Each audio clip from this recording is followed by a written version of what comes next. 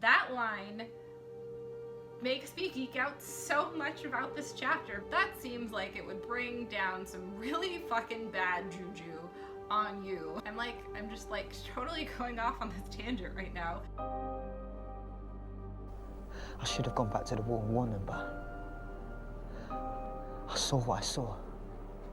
I saw the White Walkers. Hey everyone, what's up and welcome back. I really hope you liked my last video, my close read of the prologue of the Game of Thrones, but whether or not you guys liked it, I enjoyed making it, so I'm going to make another one.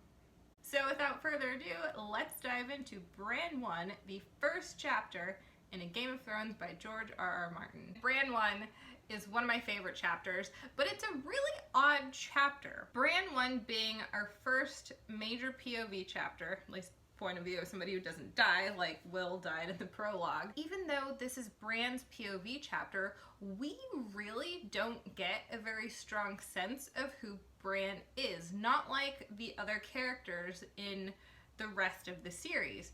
We don't get a strong sense of Bran until Bran II, which is, gonna be a video that I make later on down the line. In this chapter, the only things that you really learn about Bran, aside from his standing, where he is, who he's the child of, where he lives and things like that, you just learn that he's like a basic kid. He's on this journey with his father and brothers and people of his household to go see a man beheaded. He's very young. He's trying to come across as being older than he is, like all kids do. You learn that he likes puppies. But other than that, you don't really get a strong sense of Bran's personality and who he is as a person. So if this chapter isn't necessarily about Bran, then who is this chapter about?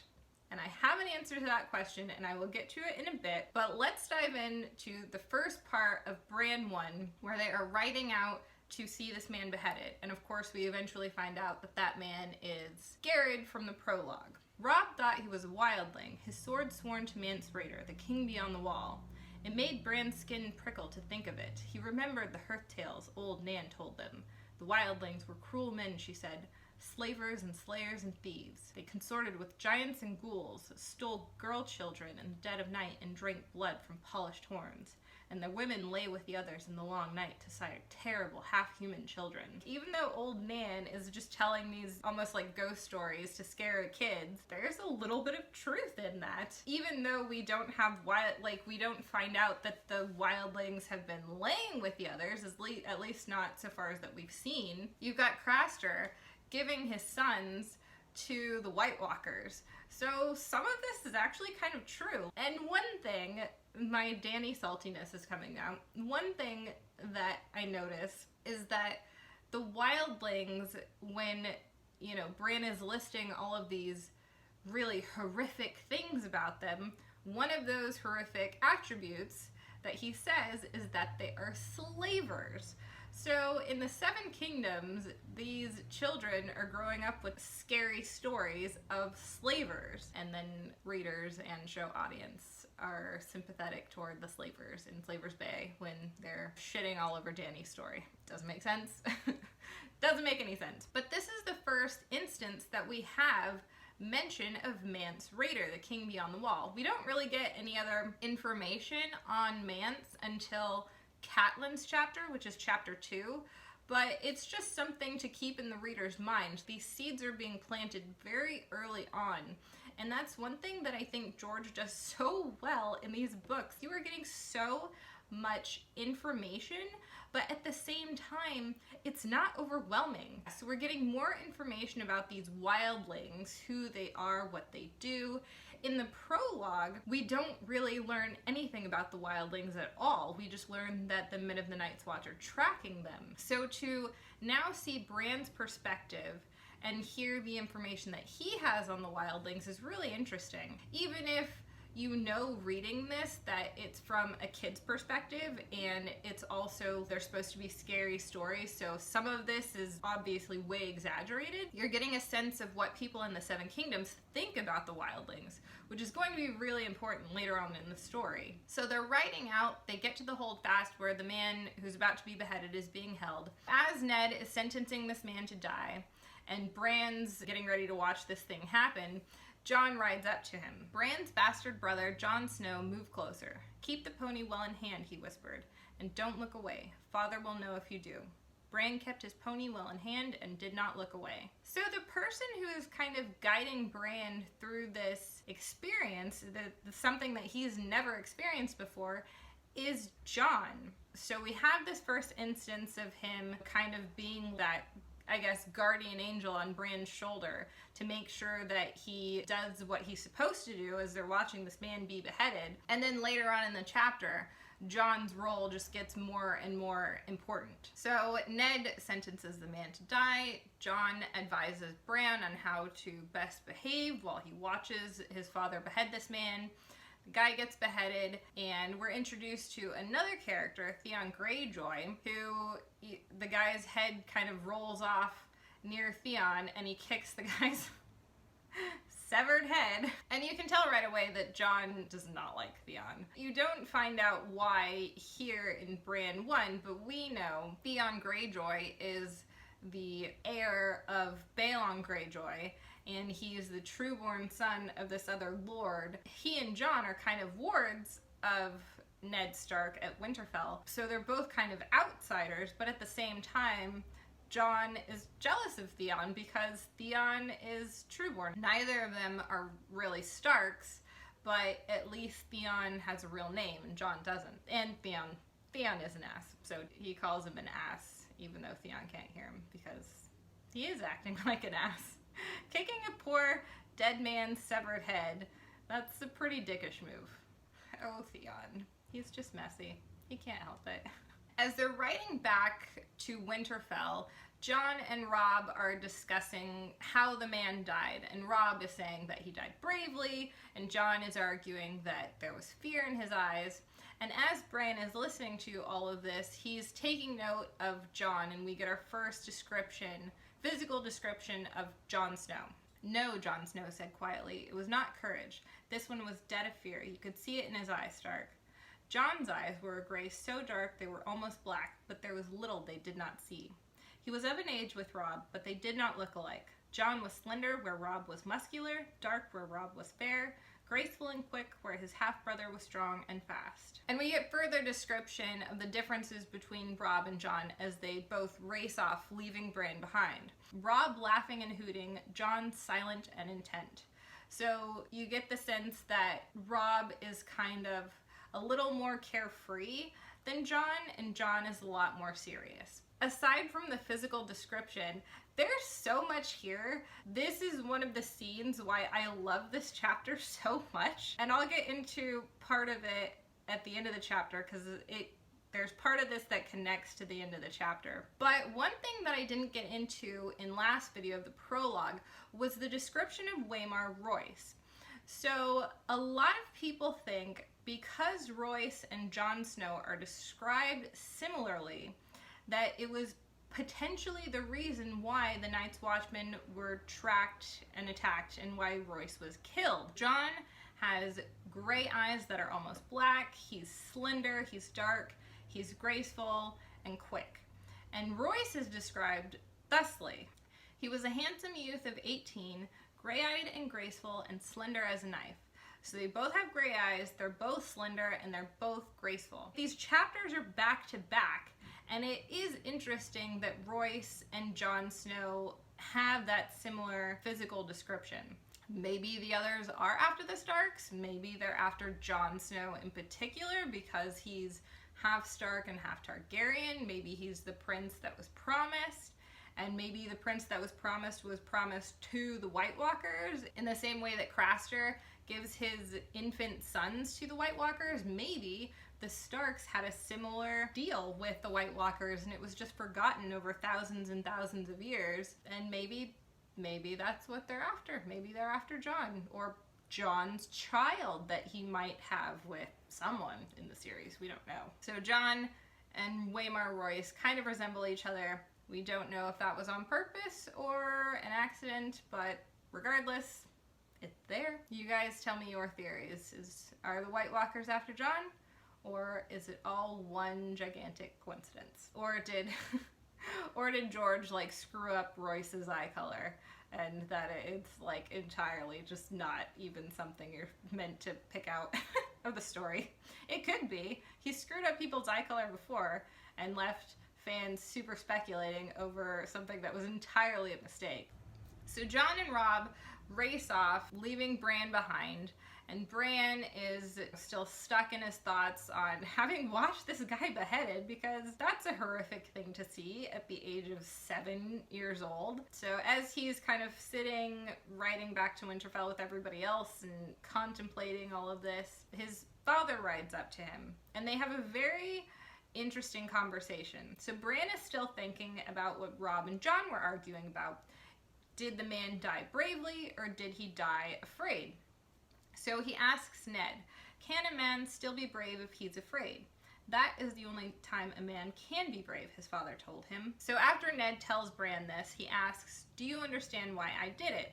And Bran doesn't really understand the question. He thinks he's asking why Ned had to behead the man in the first place, like what crimes the man committed. He was a wildling to carry off women and sell them to the others. And Ned kind of laughs and brushes off old Nan stories. But Ned explains to Bran who the man was. And this is a really interesting statement from Ned. In truth, the man was an oathbreaker, a deserter from the Night's Watch. No man is more dangerous. A deserter knows his life is forfeit when he is taken, so he will not flinch from any crime, no matter how vile. Once you join the Night's Watch, you're not supposed to leave.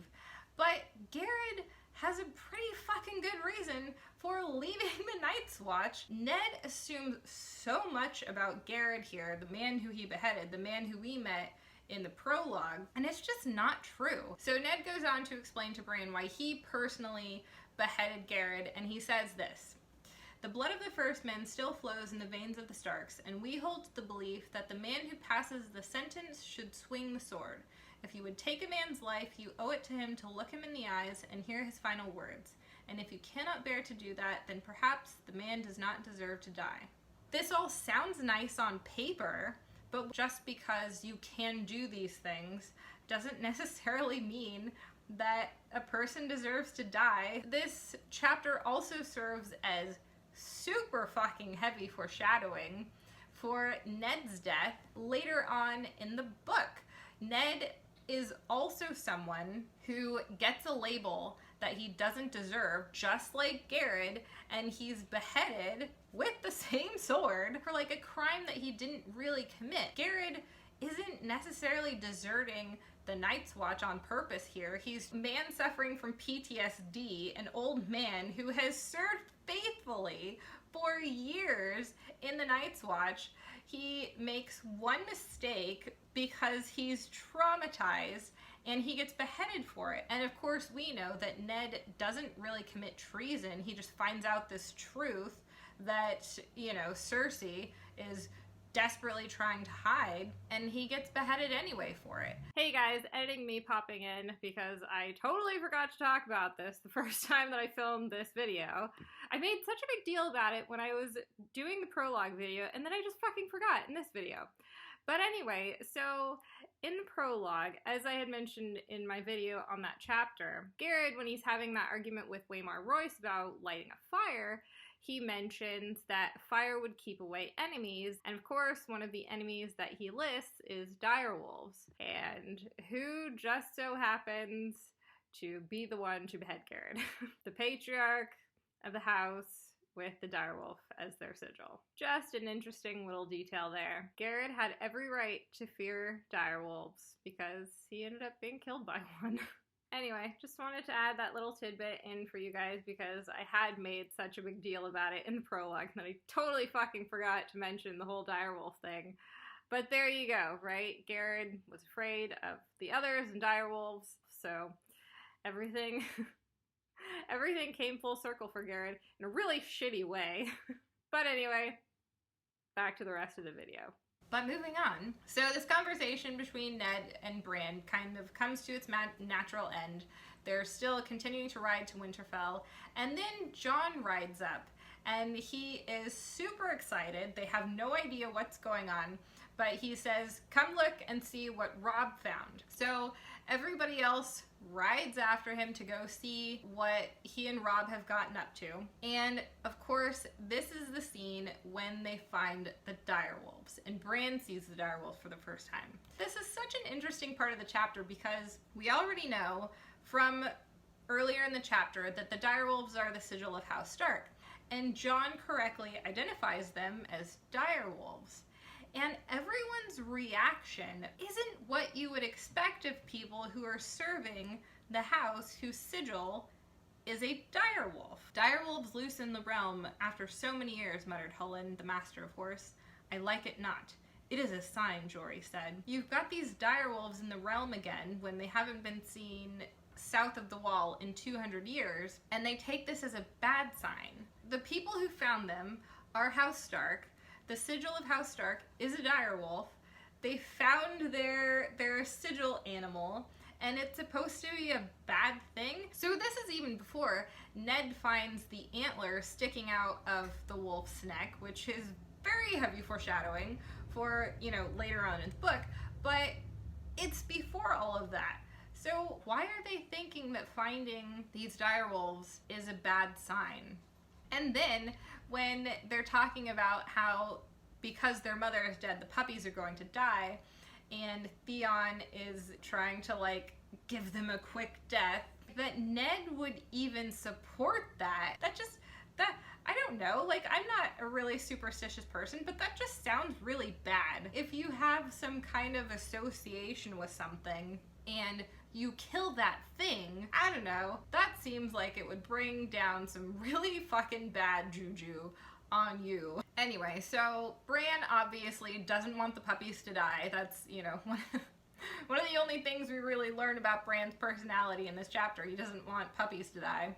So Robb is kind of like brainstorming out loud how they could save them. And then George has this severely incorrect thing in this chapter. Robb resisted stubbornly. Sir Roderick's red bitch whelped again last week. It was a small litter, only 2 live pups. She'll have milk enough. She ripped them apart when they tried to nurse. That's not true. That's not true at all. An animal who has just given birth is incredibly maternal. It doesn't even have any importance later on, them struggling to keep the puppies alive. It's just like, this happens, and then the next time we see a direwolf puppy, it's alive and well and like walking around. We don't get any scenes of the Starks taking care of these puppies when they're helpless. In Jon's first POV chapter, we get him feeding Ghost under the table, but we don't get them nursing them to full health. Which is really interesting now that I'm thinking about it, because I'm comparing this to the last chapter of A Game of Thrones, which was when, you know, Daenerys emerges from Drogo's funeral pyre with the hatched dragons.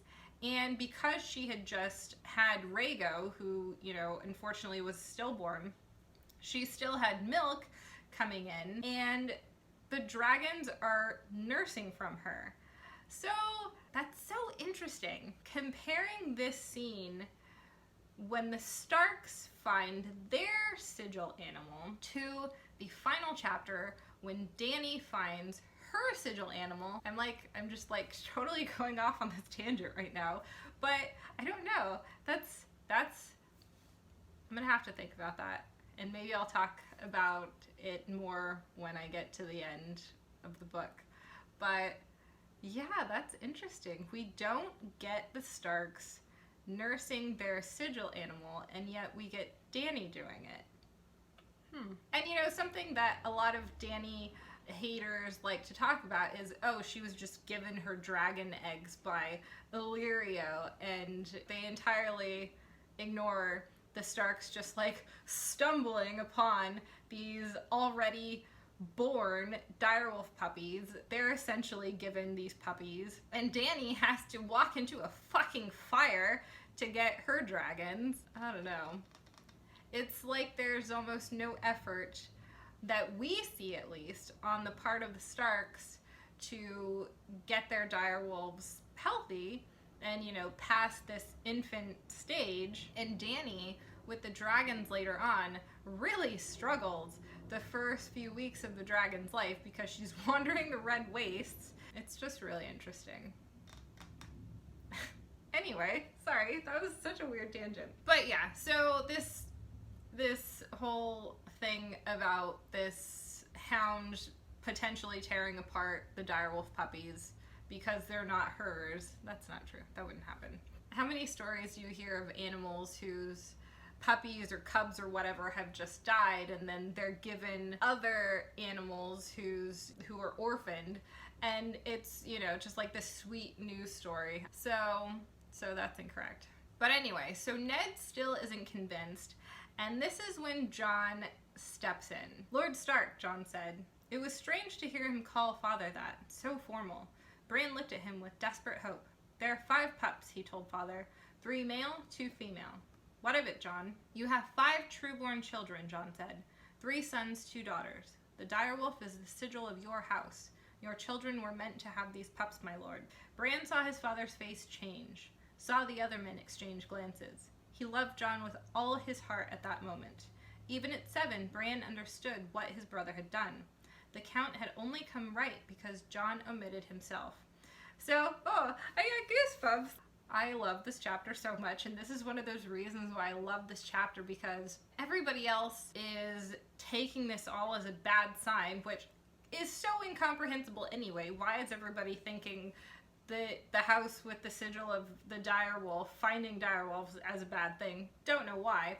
But Jon is thinking outside the box, apparently, and he points out that the direwolves match the Stark children. So that Jon is the one to have saved the direwolf pups. Again, this chapter is told through Bran's perspective, but it's not really about Bran. Bran is kind of just an observer in this chapter, and it's all about Jon, because Jon is the one who is taking action, and he is not a reactive character in this chapter. He's the one who is doing things, and he's the one who convinces Ned to let the kids keep the direwolves. So they gather up the rest of the direwolf pups. They're going to ride back. It was not until they were mounted and on their way that Bran allowed himself to taste the sweet air of victory. By then, his pup was snuggled inside his leathers, warm against him, safe for the long ride home. Bran was wondering what to name him. Halfway across the bridge, Jon pulled up suddenly. "What is it, Jon?" their lord father asked. "Can't you hear it?" Very, very interesting line. Bran could hear the wind in the trees, the clatter of the hooves on the ironwood planks, the whimpering of his hungry pup, but Jon was listening to something else. "There," Jon said. He swung his horse around and galloped back across the bridge. They watched him dismount where the direwolf lay dead in snow, watched him kneel. A moment later, he was riding back to them smiling. "He must have crawled away from the others," Jon said. "Or been driven away," their father said, looking at the 6th pup. His fur was white where the rest of the litter was gray. His eyes were as red as the blood of the ragged man who had died that morning. Bran thought it curious that this pup alone would have opened his eyes while the others were still blind. That line makes me geek out so much about this chapter, because earlier in the chapter, when Robb and Jon were discussing the Night's Watchman and how he looked when he died, Bran makes the observation that Jon's eyes were a gray so dark they seemed almost black, but there was little they did not see. And then, so at the end of the chapter, when Bran observes that Jon's direwolf is the only one with his eyes open, it's the first time we get this connection between a Stark and their direwolf. We don't get any of that yet in how they share each other's characteristics, which we do learn later on that they do, but that Jon is the first character to have that connection to his direwolf, and that Jon heard him when Ghost, we find out later, is mute. I just love the way the end of this chapter plays out, because the rest of this chapter, we do get a very strong sense of who Jon is and his character and everything, but the end of the chapter just kind of drives it home. And we also get this additional connection between Jon and Ghost. They both see things that their siblings don't. They're both kind of the outcasts. Ned speculates that Ghost was driven away, and later on in the story, when Ned is asked to be Robert's hand, Catelyn tells him that she doesn't want Jon to stay at Winterfell. Like, do something with this kid. If you're not going to be here, your kid doesn't get to stay here either. I think this is definitely foreshadowing for Jon going off to join the Night's Watch, because he gets driven away from his home, and Ghost was driven away from the rest of his litter, but Jon rescued him. Jon was the one who saved him. Bran thought it curious that this pup alone would have opened his eyes while the others were still blind. And the way that Martin phrases that, not that their eyes were still closed, but that they were blind. And Ghost isn't blind. You know, even though all of the Stark children in the books are wargs and can warg into their direwolves, you would think that this kind of connection between a Stark and their direwolf wouldn't belong to Jon and Ghost, but would belong to Bran and Summer, because Bran is the one who eventually trains with the three-eyed crow, and Bran has these visions and he's able to see things. You would think that that kind of language would be used to describe their connection rather than Jon and Ghost, but maybe this is a hint for later on. A lot of people speculate that because the direwolves can kind of sense each other when they're warging, that possibly Jon and Bran will be able to communicate through Summer and Ghost in their warg forms later on in the series, which doesn't really seem that far-fetched. Potentially Ghost and Nymeria